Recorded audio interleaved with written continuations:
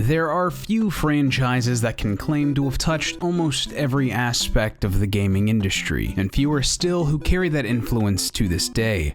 One of the minority that can still claim to pull that weight today is Nintendo's Super Mario Bros. Series, a franchise that can trace this reputation all the way back to its first title in the arcades.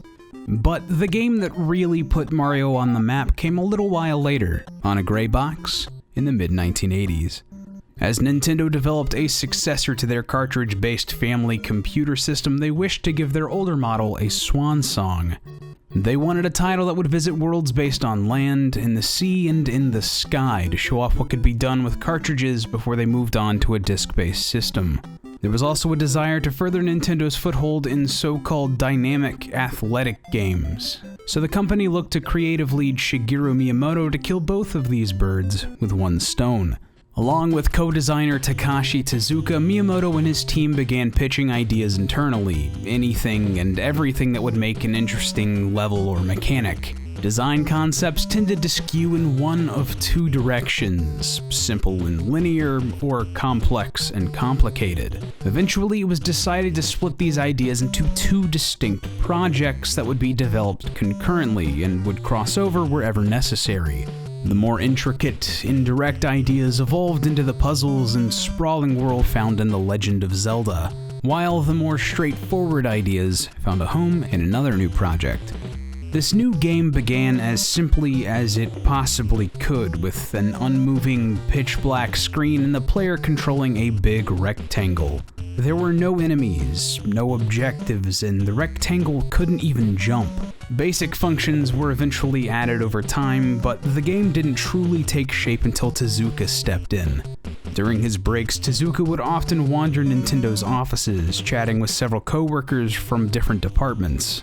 One of the people he befriended happened to work as the head of the company's sales and marketing division, and he showed Tezuka various sales figures from Nintendo's releases. Tezuka noticed that one particular game, Mario Bros. For the Famicom, was selling consistently well despite being released for over a year. He realized that Mario was both popular and would be a great fit for this dynamic new game, and suggested to Miyamoto that they use him as the player character. Miyamoto agreed, and development on Super Mario Bros. Officially began. In early versions of the title, the gameplay focused quite heavily on combat, with the A button being used to attack, B to run, and up on the D-pad to jump.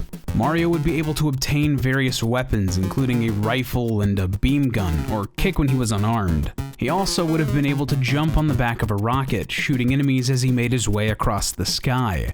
Over time, the focus on the gameplay shifted from shooting to jumping. The guns evolved into power-ups, the bullets into fireballs, and the kicking to jumping on enemies' heads. The last vestiges of the shooting remained in stages described as shoot-em-ups, where Mario would jump into a cloud and hurl fireballs forward while moving up and down. This particular element was also eventually dropped, though it would reappear in at least one future title. During development, Mario was quite large and the screen was relatively close to him. While Miyamoto liked Mario's size and didn't want to change the camera, playtesters commented during development that they wished to see more of the stage that they were playing. As a compromise, the camera was pulled out and Mario was shrunken down, but a new item was added that both gave the player an extra hit point and increased Mario to Miyamoto's preferred size. The modesty of these new mechanics, along with the new focus on jumping, allowed the development team to craft a beautifully structured design, with earlier levels introducing the player to the game's mechanics and later levels offering complex challenges. The levels placed in between bridged the two seamlessly, creating a nearly perfect difficulty curve. It was genius in its simplicity, and all the new game needed now was personality. When Miyamoto created the arcade hit Donkey Kong, he designed the playable protagonist with the intent of using him in every one of his games. He was originally, for all intents and purposes, faceless and nameless, with the moniker Jumpman and his distinguishing features added out of practicality. Fragments of character were later given when Mario Bros. Was released in the arcades, giving him a name, a younger sibling, and the beginnings of a world with pipes and turtles that crawl out of them. However, with this new game, Miyamoto decided to give Mario his own identity, a world to explore and a kingdom to save. Heavy influence was taken from European folklore, and the general theme of mushrooms was chosen to reflect that fact. The game's Mushroom Kingdom consisted of 8 different worlds, each with different theming and 4 levels to complete, though worlds could be skipped if secret areas were discovered. At the end of this long, winding journey, the Mushroom Kingdom's Princess Toadstool was being held captive by Bowser, the evil King Koopa.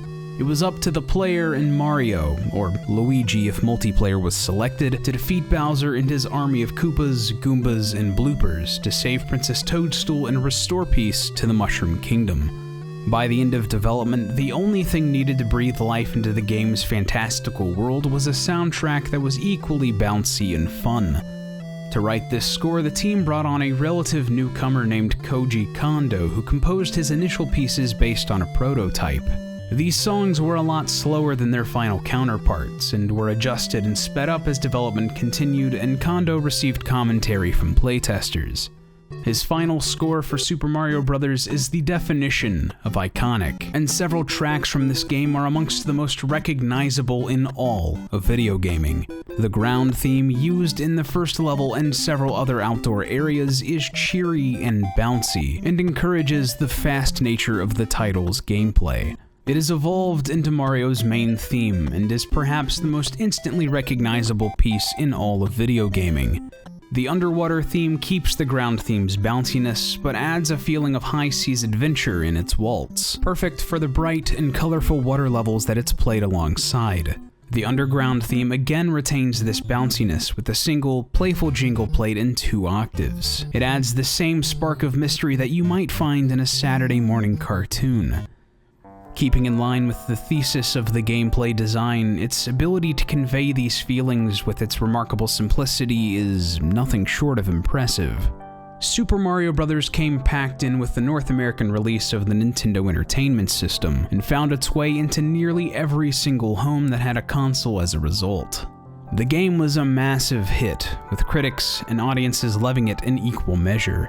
It sold over 40 million units just on the NES. Even if you don't include its countless remakes or re-releases, this makes the title one of the highest-selling games of all time. Along with its sibling, The Legend of Zelda, Super Mario Bros. Consistently finds its way to the top of various best games of all time lists, and its take on the platformer inspired an untold number of other games. Super Mario Bros. Really encapsulates a lot of what made early gaming so magical. The pixel art was crude and the story wasn't really up to snuff, but it's charming and fun in a way that is uniquely interactive. It's a revolutionary title that is still looked to as a pillar of the industry, and ignoring that because of its more lackluster bits is short-sighted at best. The developers focused on making the game fun first. That alone commands the respect of even the most Vulcan of critics, who should be able to see that focusing on what made games special, the gameplay, is why Super Mario Bros. Remains amongst gaming's greatest. Hey, what's up? Lee here. As always, thank you for your time and your view. If you liked this video, please show it by giving it a like, and make sure to hit that subscribe button if you want more. And if you have any suggestions for future breakdowns, you can tweet them at me at Furst. Don't worry about the te. First was taken. If you want more breakdown, check out our video on Street Fighter 2 and its genre-defining glitches. Or if you're in the mood for something a little different, you can watch my retrospective about a game that doesn't exist over on Arcadia. Lastly, big thanks to my friend Ace Waters for providing this dope cover of Dire Dire Docks you're listening to right now. Look him up, he does fantastic work.